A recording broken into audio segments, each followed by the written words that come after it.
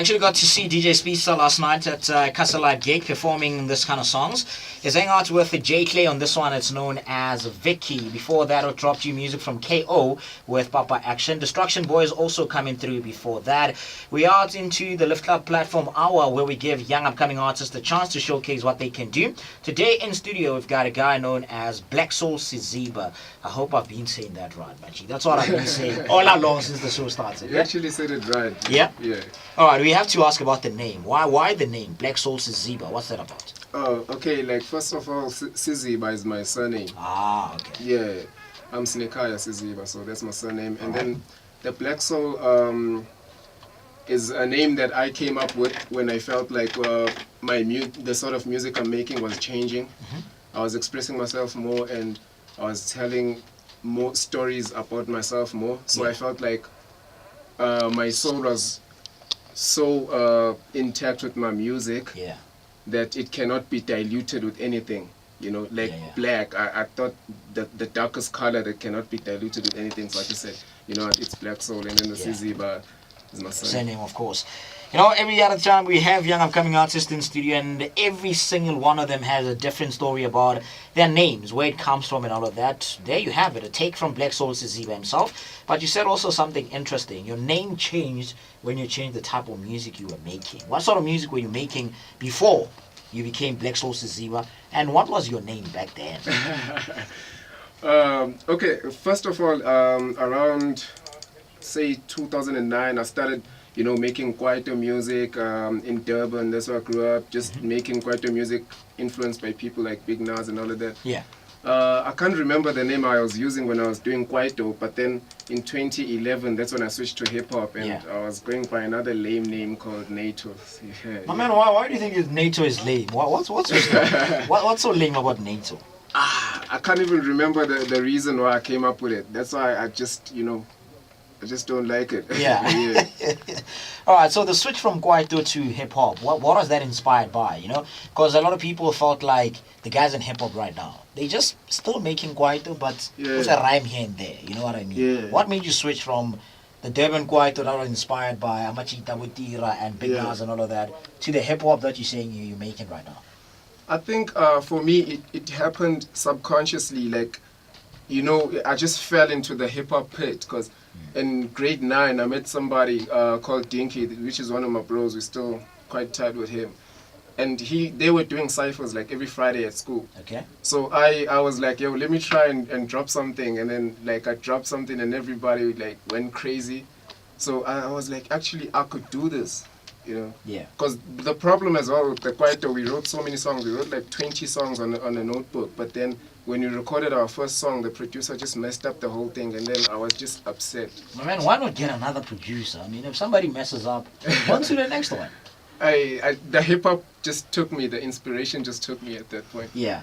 We do have Blacksoul Siziba in studio on the Lift Club platform. This is what we do Mondays as well as on Fridays. We put on young upcoming artists that are really serious about this, man. They're passionate about it. They send us the music.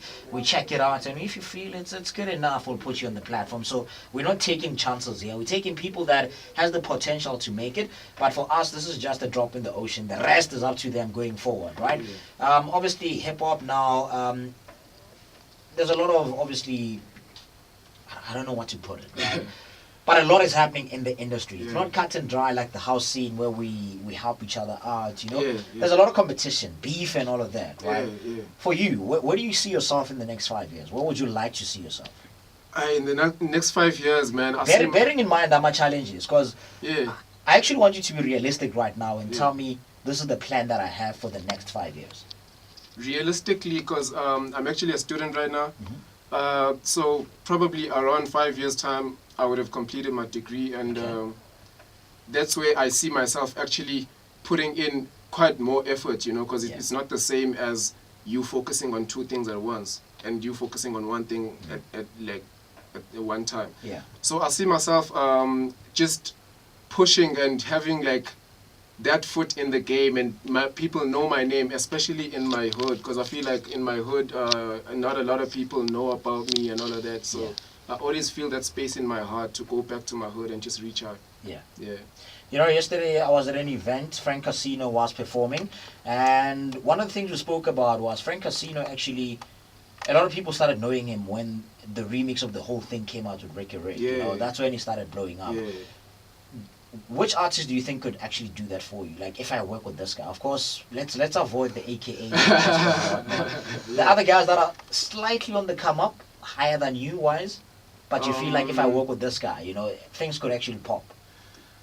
I haven't quite actually thought, but the song you played just now by that, I think it's DJ Speedster. Yeah, Vicky. Yeah. Yeah. J. Claude is like we've been talking about it, so I think I'd work with him. I like his voice. I like how he sings, and I'd work with Tellerman as well. I don't like working with a lot of rappers. You know, the only rappers I work with are my friends. Why is that, my man? Hey, rappers.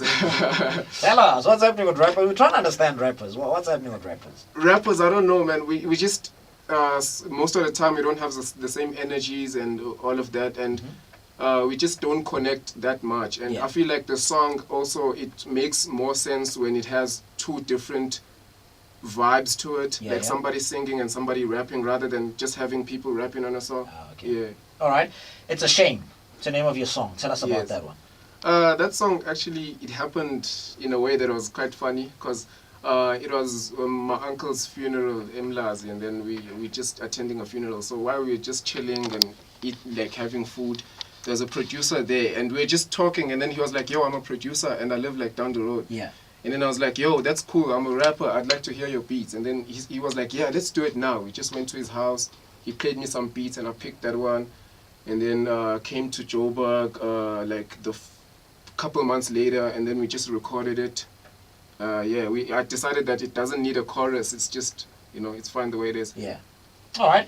And then what's the plan for you? We've got It's a Shame right now. You're a student, obviously trying to balance this and that. Yeah. Are you going to drop singles as long as you're a student, or are you planning on an EP? What's the story? Yeah, the EP was supposed to come out this year actually, but I had a misfortune and I lost some of my music. My producer just lost his hard drive and stuff. But then, are you sure he lost it? Well, he says he lost it. Yeah, but then next year we're gonna release an EP. It's called Very Rare Season 1 actually. Okay. Everything is just planned out. Yeah. So how far are you? Have you started working on it, or you still? We have like 10 songs already. Yeah. Yeah. And are you working with anybody on those 10 songs? I featured Lubabalo, the guy who did my current single Being Alive, and then I'm working with my homie Swerve and my homie Prince Gemini. So it's just people that are my friends. We're not trying to do anything with other people in the game or whatever like that. Yeah. All right. Blacksoul Siziba, my G, thank you very much and all the best with your career, dog. Where do we find you on social media platforms? And like I say to everybody else, tweet us a link of your music. Okay. Just tag us now at Vow FM. We'll retweet and make it accessible to people, yeah? Yeah, on Twitter it's at Blacksoul Siziba. Blacksoul is BLACKSOUL Siziba, SIZIBA, one word. On Instagram it's Blacksoul_Siziba. On Facebook we just recently started a new Facebook page. It's Blacksoul Siziba. You'll get all the updates there and all of that, Brilliant stuff, man. Let's check it out. The brand new one, like I said to you, man, the file you sent me wouldn't play, right? Yeah, so it's a shame. It's a shame. We haven't talked. But thanks for having me, man. No stress, dog. Let's check it out, man. The sounds of Blacksoul Siziba's got a song known as It's a Shame that we're about to play for you. We'll be dropping that song in a few, actually. We're playing that song just now. Yeah, shout out to J Production. Sorry, man. I didn't give you a chance to shout out J Production. Yeah.